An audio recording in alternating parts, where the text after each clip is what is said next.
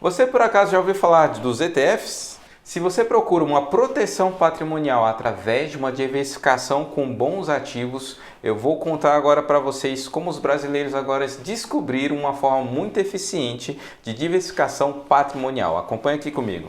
Para você que tem investimentos e para você que tem patrimônio, eu vou te contar aqui tudo sobre ETFs e como você pode utilizar isso no seu planejamento patrimonial familiar.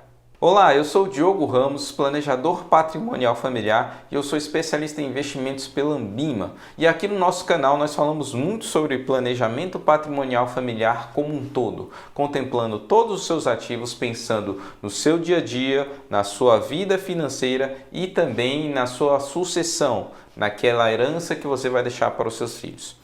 E agora falando do seu patrimônio e da diversificação, como eu já abordei nesse vídeo aqui em cima, falando da importância da diversificação patrimonial para proteger o seu patrimônio, agora eu vou falar sobre um ativo financeiro muito importante que pode ser interessante para a sua composição dentro da sua carteira. É claro que depende da análise de cada perfil de investidor, o que ele tem uma maior vontade de se expor. Mas nós entendemos que esse ativo, devido às suas características versáteis, é muito importante para a diversificação patrimonial dos seus ativos. Mas o que é o ETF? O ETF é uma sigla que significa Exchange Traded Funds. Os ETFs são ativos financeiros que você pode escolher para fazer a composição dentro do seu portfólio. Os ETFs eles funcionam como um fundo de investimentos passivos, onde ele visa replicar um índice de um mercado. Nós podemos dar um exemplo, por exemplo, do índice Ibovespa, que é o índice da Bolsa de Valores de São Paulo. Então, criou-se um fundo de investimentos, um ETF, que replica esse índice. O índice Ibovespa é uma, diga-se de passagem, é uma carteira teórica, onde tem uma composição de mais ou menos 77 ações, as maiores ações da Bolsa Brasileira, cada qual com o seu critério, né, de ações negociadas no Brasil. E se você é um investidor, quer investir, quer ter uma carteira, quer ser a sua exposição a esse índice do mercado de ações brasileiro, você pode, através de um ETF, um fundo de investimentos passivo, você pode comprar uma cota desse fundo e você ter essa exposição a esse mercado. Então, o ETF que representa a Bolsa Brasileira, no caso o BOVA11, que é uma sigla desse ETF, ele vai ser uma carteira teórica que representa esse índice. E há diversos índices no mercado e vários ETFs que você pode escolher para você ter uma exposição a cada tipo de setor dentro do seu patrimônio.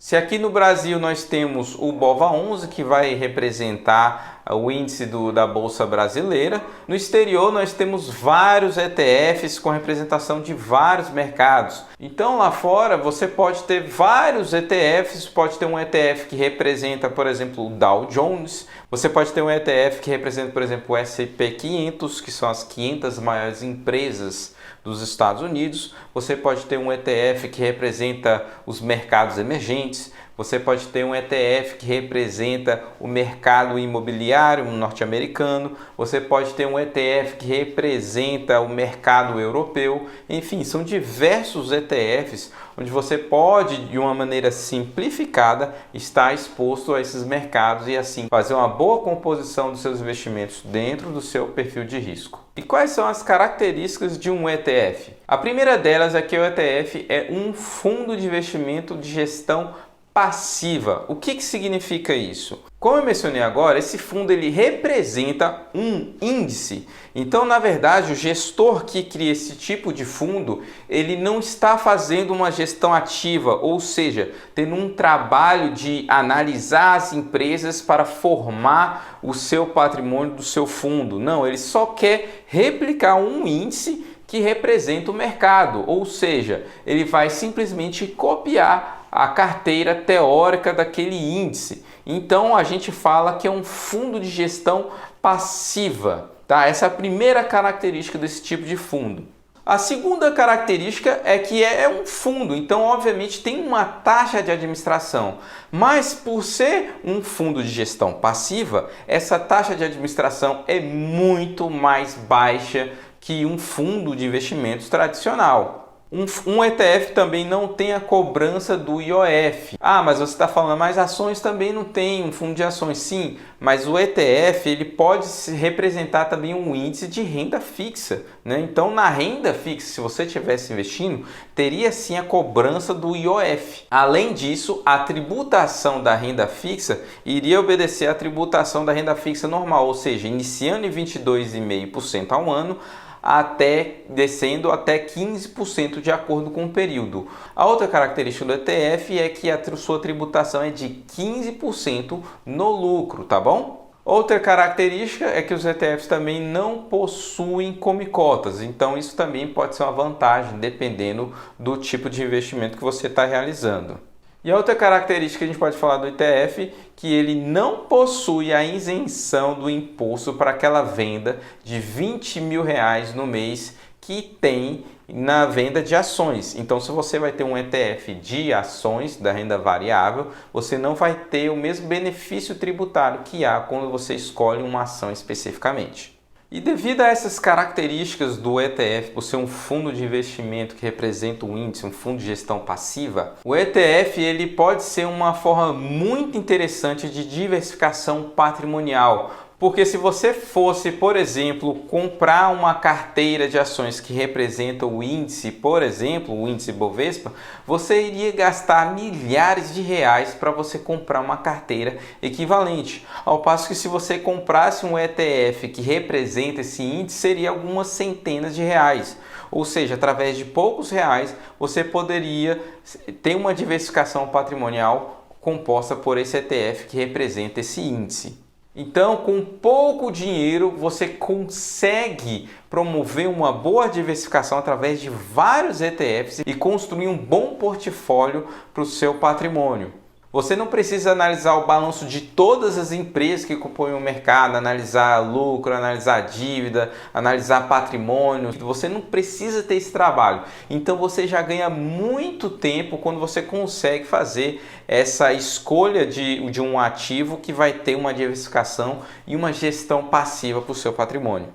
E lembre-se, estamos falando de um fundo de investimento de gestão passiva. E por ser fundo, tem sim a sua taxa de administração.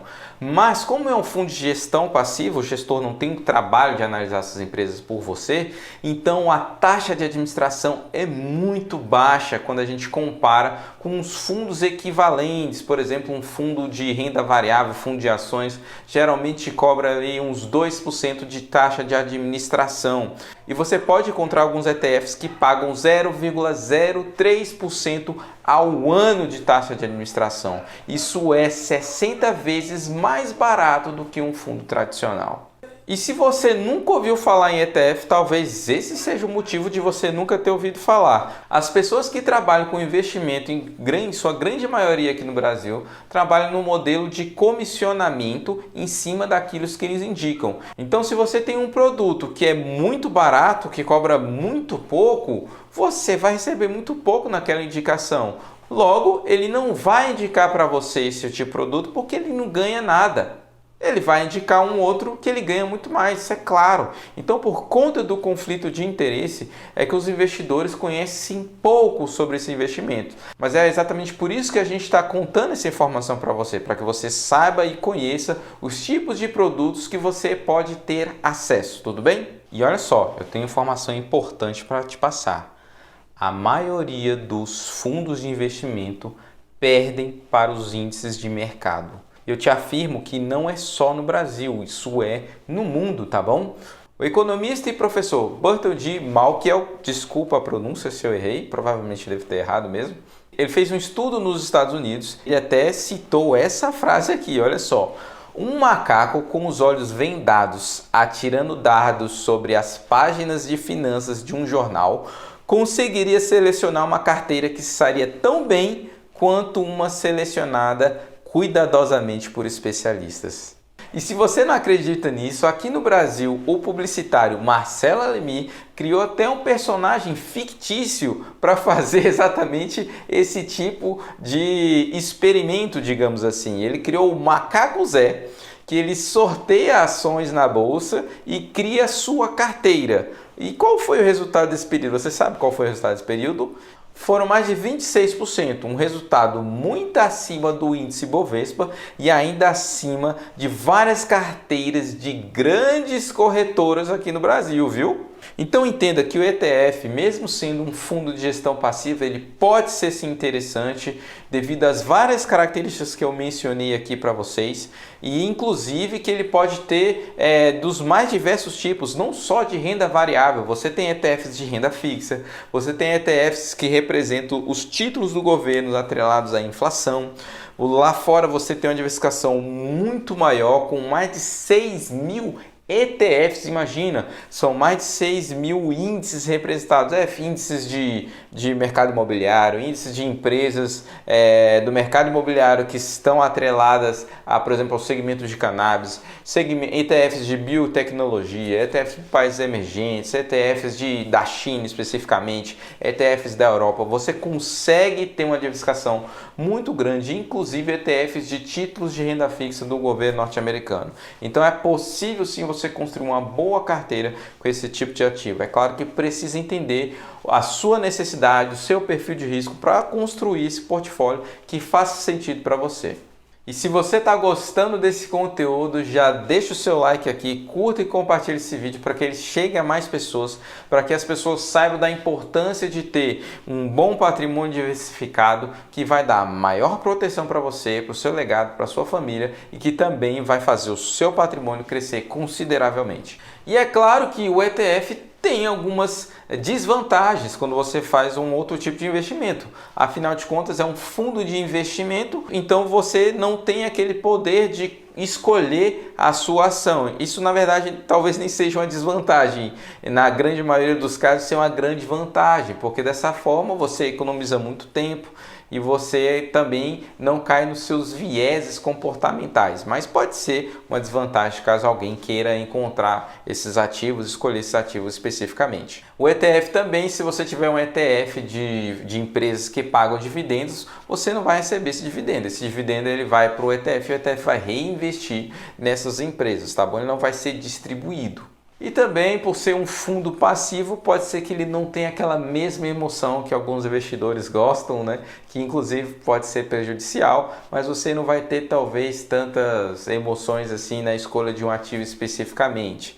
Mas sim, a gente tem que entender que isso pode ser até uma vantagem, dependendo de como você olha esse prisma do ETF. E se esse vídeo aqui foi interessante para você, já curta e compartilhe esse vídeo. Também se inscreva no nosso canal para aprender mais dicas como você pode utilizar o seu planejamento patrimonial familiar. Aqui a gente fala de ferramentas muito sofisticadas que são usadas pelos grandes family office, pelas grandes gestoras, para que você saiba como você pode fazer um bom planejamento patrimonial familiar. E claro, para aqueles que querem uma análise de cada caso, a gente sempre fala que entre em contato aqui com a gente, pode mandar uma mensagem ou entre direto pelo link aqui na descrição, que a gente sempre vai ter alguém para atendê-los da melhor maneira em toda a sua análise do planejamento patrimonial, porque o seu patrimônio não é somente a sua casa e o seu planejamento não é somente a sucessão. Você tem que olhar para tudo integrado.